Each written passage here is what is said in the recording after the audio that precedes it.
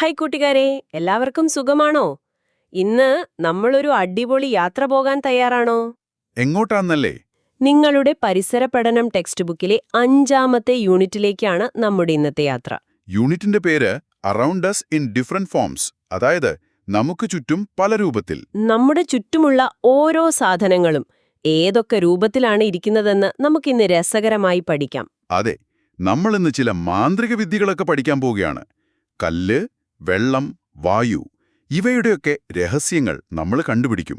അപ്പോൾ എല്ലാവരും ടെക്സ്റ്റ് ബുക്കിലെ 87-ാമത്തെ പേജ്, അതായത് പേജ് നമ്പർ 87 മറിച്ചോളൂ. നമുക്ക് തുടങ്ങാം. ആ പേജ് 87-ൽ അനുവും നലിനും തമ്മിലുള്ള ഒരു സംഭാഷണം കാണുന്നുണ്ടോ? കാണുന്നുണ്ട്. കല്ല്, ചോക്ലേറ്റ്, വെളിച്ചെണ്ണ, കസേര, വെള്ളം ഇവയൊക്കെ വരയ്ക്കാൻ നലിൻ ആവശ്യപ്പെടുകയാണ്. ഇതിൽ ഏതൊക്കെയാ നിങ്ങൾക്ക് എളുപ്പത്തിൽ വരയ്ക്കാൻ പറ്റുന്നത്? കല്ലും കസേരയൊക്കെ സിമ്പിളായിട്ട് വരയ്ക്കാം, അല്ലേ? അതെ, പക്ഷെ വെള്ളവും വെളിച്ചെണ്ണയും വരയ്ക്കാൻ കുറച്ചൊരു പാടാണല്ലോ. അതെന്താ അങ്ങനെ? അതിനൊരു കാരണമുണ്ട്. എന്താണ്? കല്ലിനും ചോക്ലേറ്റിനും കസേരയ്ക്കും കൃത്യമായ ഒരു രൂപമുണ്ട്, ഒരു ഷേപ്പുണ്ട്. അതുകൊണ്ടാണ് നമുക്ക് അവയെ എളുപ്പത്തിൽ വരയ്ക്കാൻ കഴിയുന്നത്. ഇതിനെയാണ് നമ്മൾ ഡെഫിനറ്റ് ഷേപ്പ് എന്ന് പറയുന്നത്.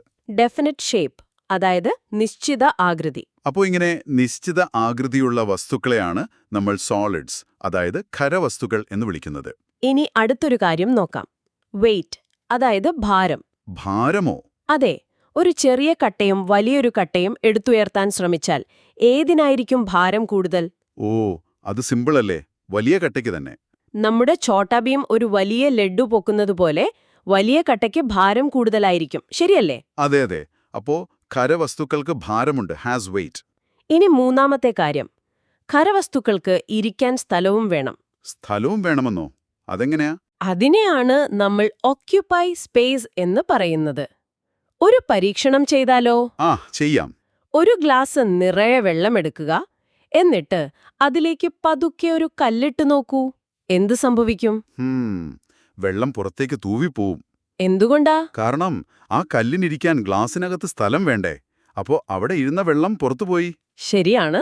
വലിയ കല്ലിട്ടാലോ? അപ്പോ കൂടുതൽ വെള്ളം പുറത്തുപോകും, കാരണം വലിയ കല്ലിന് കൂടുതൽ സ്ഥലം വേണം. കൊള്ളാം. അപ്പോ ഖരവസ്തുക്കളുടെ 3 പ്രധാന സ്വഭാവങ്ങൾ നമ്മൾ പഠിച്ചു കഴിഞ്ഞു. ഏതൊക്കെയായിരുന്നു അത്? 1, അവയ്ക്ക് നിശ്ചിത ആകൃതിയുണ്ട്. Definite shape. 2, അവയ്ക്ക് ഭാരമുണ്ട്. Has weight. 3, അവയ്ക്ക് സ്ഥിതി ചെയ്യാൻ സ്ഥലം വേണം. Requires space to occupy. അടിപൊളി. ഇനി നമുക്ക് അടുത്ത പേജിലേക്ക് പോവാം. പേജ് 89. വെള്ളത്തിന്റെ കാര്യമെടുക്കാം. ലിക്വിഡ്സ്, ദ്രാവകങ്ങൾ. അതെ. പേജ് 89-ലെ ചിത്രം ഒന്ന് നോക്കൂ. ഗ്ലാസിലും കുപ്പിയിലും ജാറിലുമൊക്കെ വെള്ളം നിറച്ചിരിക്കുന്നു. എല്ലാത്തിലും വെള്ളത്തിന് ഒരേ ആകൃതിയാണോ കാണുന്നത്? അല്ലല്ലോ. ഗ്ലാസിലിരിക്കുമ്പോൾ ഗ്ലാസിന്റെ ആകൃതി, കുപ്പിയിലാകുമ്പോൾ കുപ്പിയുടെ ആകൃതി. അതാണ് ദ്രാവകങ്ങളുടെ ഒരു പ്രധാന സ്വഭാവം. അവയ്ക്ക് നിശ്ചിത ആകൃതിയില്ല. Water doesn't have a definite shape, it takes the shape of the container it occupies. അതായത് വെള്ളത്തിന് നിശ്ചിത ആകൃതിയില്ല, അത് ഉൾക്കൊള്ളുന്ന പാത്രത്തിന്റെ ആകൃതി സ്വീകരിക്കുന്നു. ഇങ്ങനെ ഒഴുകാൻ കഴിവുള്ള നിശ്ചിത ആകൃതിയില്ലാത്ത വസ്തുക്കളെയാണ് നമ്മൾ ലിക്വിഡ്സ് അഥവാ ദ്രാവകങ്ങൾ എന്ന് പറയുന്നത്. ശരി, അപ്പൊ ദ്രാവകങ്ങൾക്ക് ഭാരമുണ്ടോ? ഉണ്ടാവുമോ? നിങ്ങളുടെ വാട്ടർ ബോട്ടിൽ കാലിയായിരിക്കുമ്പോഴും വെള്ളം നിറച്ചിരിക്കുമ്പോഴും ഒരേ ഭാരമാണോ? ഹേയ്, അല്ല. വെള്ളം നിറയ്ക്കുമ്പോൾ നല്ല ഭാരം കൂടും. അപ്പോ ഉറപ്പല്ലേ ദ്രാവകങ്ങൾക്കും ഭാരമുണ്ട്? ശരിയാണ്. ഇനി പേജ് 90-ലെ ഒരു രസകരമായ പരീക്ഷണമുണ്ട്. ഒരു ഐസ്ക്രീം സ്പൂൺ വെച്ച് ഒരു ജലചക്രമുണ്ടാക്കുന്നത് കണ്ടോ? കണ്ടു. പൈപ്പിൽ നിന്ന് വെള്ളം വീഴുമ്പോൾ അതിങ്ങനെ കറങ്ങുന്നു. അതിനർത്ഥം എന്താ? ഒഴുകുന്ന വെള്ളത്തിന് നല്ല ശക്തിയുണ്ട്. നമ്മുടെ ഡോറയൊക്കെ പുഴ കടന്നു പോകുമ്പോൾ വെള്ളത്തിന്റെ ശക്തി കാണാറില്ലേ? അതുപോലെയാണിത്. അതെ, ഫ്ലോയിങ് വാട്ടർ ഹാസ് പവർ. അപ്പോ പേജ് 91-ലെ പദസൂര്യൻ നമുക്കൊന്ന് മനസ്സിൽ പൂരിപ്പിച്ചു നോക്കിയാലോ? നോക്കാം. ദ്രാവകങ്ങൾക്ക് നിശ്ചിത ആകൃതിയില്ല, ഭാരമുണ്ട്, സ്ഥിതി ചെയ്യാൻ സ്ഥലം വേണം, പിന്നെ ഒഴുകാൻ കഴിയും. എല്ലാം ശരിയായി. ഇനി നമ്മൾ കാണാൻ പോകുന്നത് കാണാമറയത്തുള്ള ഒരാളെക്കുറിച്ചാണ് പഠിക്കാൻ പോകുന്നത്. അതാരാ? ഒരു സൂപ്പർ ഹീറോ ആണോ? ഒരു തരത്തിലതെ. വായുവും വാതകങ്ങളും, എയർ ആൻഡ് ഗ്യാസസ്. പേജ് 91-ലെ ഒരു കളിപ്പാങ്കയുടെ കഥയുണ്ടല്ലോ. അതെ, ബസ് ഓടുമ്പോൾ പങ്ക കറങ്ങുന്നു. അമ്മ ഊതുമ്പോഴും കറങ്ങുന്നു. പക്ഷി ബസ് നിർത്തുമ്പോൾ കറക്കം നിൽക്കുന്നു. എന്താണിതിന് കാരണം? വളരെ സിമ്പിൾ. കാറ്റ്. അതെ, കാറ്റ്. Moving air is called wind. ചലിക്കുന്ന വായുവാണ് കാറ്റ്. പക്ഷേ ഒരു സംശയം. വായു എപ്പോഴും ഇങ്ങനെ ശക്തിയായി ചലിക്കുന്നുണ്ടോ? നല്ല ചോദ്യം. ക്ലാസ്സിലെ ഫാൻ ഓഫ് ചെയ്താലും ഒരു മുല്ലപ്പൂവിന്റെയോ ചന്ദനത്തിരിയുടെയോ മണം ക്ലാസ്സിൽ മുഴുവൻ പടരുന്നതെങ്ങനെയാണ്? ആ, അതിനർത്ഥം വായു എപ്പോഴും പതിയെ ചലിച്ചുകൊണ്ടിരിക്കുന്നുണ്ടല്ലേ? അതെ. പേജ് 94-ലെ നേരത്തെ കടലാസ് ചുരുൾ തൂക്കിയിടുന്ന പരീക്ഷണം ചെയ്തു നോക്കിയാൽ ഈ നേരിയ ചലനം നമുക്ക് കാണാൻ കഴിയും. ഇനി വായുവിന്റെ ചില സൂപ്പർ പവറുകൾ നോക്കിയാലോ? നോക്കാം. ഒന്നാമത്തേത്, വായുവിൽ ജലാംശമുണ്ടോ? പേജ് 95-ൽ അതിനൊരു പരീക്ഷണമുണ്ട്. ഒരു ഗ്ലാസ്സിൽ ഐസ് കട്ടകൾ ഇട്ടുവെച്ചാൽ ഗ്ലാസിന്റെ പുറത്ത് വെള്ളത്തുള്ളികൾ പറ്റിപ്പിടിക്കുന്നത് കാണാം. ഇത് ഗ്ലാസ് പൊട്ടി വെള്ളം പുറത്തു വന്നതാണോ? അല്ല. ഇത് വായുവിലുള്ള നീരാവി ആ തണുത്ത ഗ്ലാസിൽ തട്ടി വെള്ളമായി മാറിയതാണ്. അപ്പോ എയർ കണ്ടെയ്ൻസ് വാട്ടർ.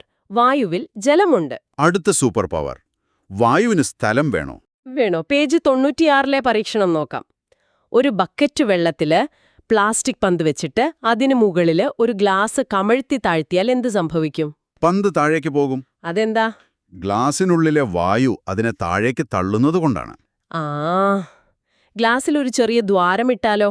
അപ്പ ഗ്ലാസിലെ വായു പുറത്തുപോകും, വെള്ളം അകത്ത് കയറും, പന്ത് മുകളിലേക്ക് വരും. അപ്പൊ ഇതിൽ നിന്ന് എന്തു മനസ്സിലായി?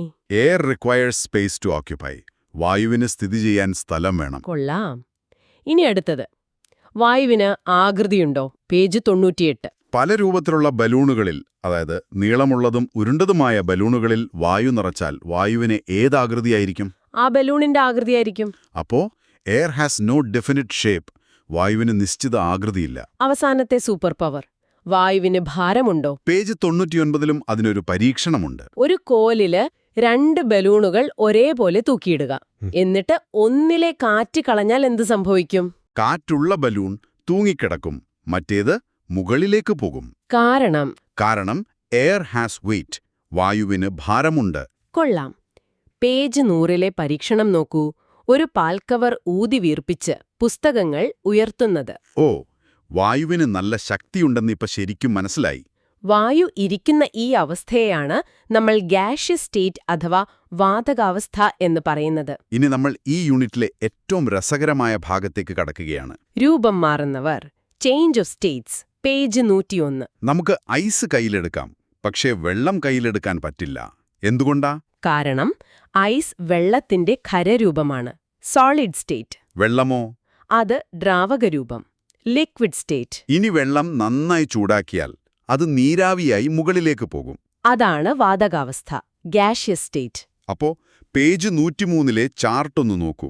ഐസിനെ ചൂടാക്കിയാൽ വെള്ളമാകും, വെള്ളത്തെ വീണ്ടും ചൂടാക്കിയാൽ നീരാവിയാകും. ഇനി തിരിച്ചും സംഭവിക്കുമല്ലോ. നീരാവിയെ തണുപ്പിച്ചാൽ വെള്ളമാകും. വെള്ളത്തെ വീണ്ടും തണുപ്പിച്ചാലോ? ഫ്രിഡ്ജിൽ വെച്ചാൽ മതി, അത് ഐസായി മാറും. അപ്പോ ഇതിനർത്ഥം പദാർത്ഥങ്ങൾക്ക് ഒരവസ്ഥയിൽ നിന്ന് മറ്റൊന്നിലേക്ക് മാറാൻ കഴിയും. ഒരു ചോദ്യം ചോദിക്കട്ടെ. നനഞ്ഞ തുണി ഉണങ്ങുമ്പോൾ അതിലെ വെള്ളം എവിടെ പോകുന്നു? അത് നീരാവിയായി വായുവിലേക്ക് പോകുന്നു. ദ്രാവകങ്ങൾ നീരാവിയായി മാറുന്ന ഈ പ്രക്രിയയ്ക്കൊരു പേരുണ്ടല്ലോ, എവാപ്പറേഷൻ, അതായത് ബാഷ്പീകരണം. എല്ലാ ദ്രാവകങ്ങളും ഒരേ വേഗതയിലാണോ ബാഷ്പീകരിക്കുന്നത്? വെള്ളം, വെളിച്ചെണ്ണ, സാനിറ്റൈസർ ഇവയെല്ലാം ഒരുപോലെയാണോ അപ്രത്യക്ഷമാകുന്നത്? അതൊരു നല്ല പ്രോജക്റ്റ് ആയിരിക്കും. കൂട്ടുകാർക്കൊന്ന് പരീക്ഷിച്ചു നോക്കാവുന്നതാണ്. അപ്പോൾ കൂട്ടുകാരെ, നമ്മുടെ ചുറ്റുമുള്ളതെല്ലാം ഖരം, ദ്രാവകം, വാതകം എന്നീ 3 അവസ്ഥകളിലാണെന്ന് നമ്മൾ പഠിച്ചു. Solid, liquid and gas. ഇനി നിങ്ങൾ ഛോട്ടാ ഭീം കാണുമ്പോൾ ആ ലഡ്ഡു ഒരു സോളിഡ് ആണെന്നും ഭീം കുടിക്കുന്ന വെള്ളം ലിക്വിഡാണെന്നും ഓർക്കണം. പിന്നെ ധോൽപൂരിലെ കാറ്റ് ഗ്യാസ് ആണെന്നും ഓർക്കുമല്ലോ. ഈ ചർച്ചയിലൂടെ നമ്മൾ ഖരം, ദ്രാവകം, വാതകം എന്നിവയുടെ ഒരുപാട് സ്വഭാവങ്ങൾ മനസ്സിലാക്കി. ഇതിലെ പരീക്ഷണങ്ങളെല്ലാം വളരെ ലളിതമാണ്. മുതിർന്നവരുടെ സഹായത്തോടെ നിങ്ങളും ഇതൊന്ന് പരീക്ഷിച്ചു നോക്കണം കേട്ടോ. ഇന്നത്തെ ഈ ചർച്ച നിങ്ങൾക്കിഷ്ടമായെങ്കിൽ ഞങ്ങളുടെ യൂട്യൂബ് ചാനൽ ലൈക്ക് ചെയ്യാനും സബ്സ്ക്രൈബ് ചെയ്യാനും മറക്കല്ലേ. പോകുന്നതിന് മുമ്പ് ഒരു ചോദ്യം കൂടി. എന്താണത്? ജലത്തിന് ഖരം, ദ്രാവകം, വാതകം എന്നിങ്ങനെ 3 അവസ്ഥകളുണ്ടെന്ന് നമ്മൾ കണ്ടു. എന്നാൽ ഒരേ സമയം ഈ 3 അവസ്ഥകളിലും ജലത്തെ കാണാൻ കഴിയുന്നൊരു സാഹചര്യം ഭൂമിയിൽ എവിടെയെങ്കിലും ഉണ്ടാകുമോ? ആ അതൊരു നല്ല ചോദ്യമാണല്ലോ. ഒന്ന് ചിന്തിച്ചു നോക്കൂ. അപ്പോ അടുത്ത തവണ കാണാം. Bye bye.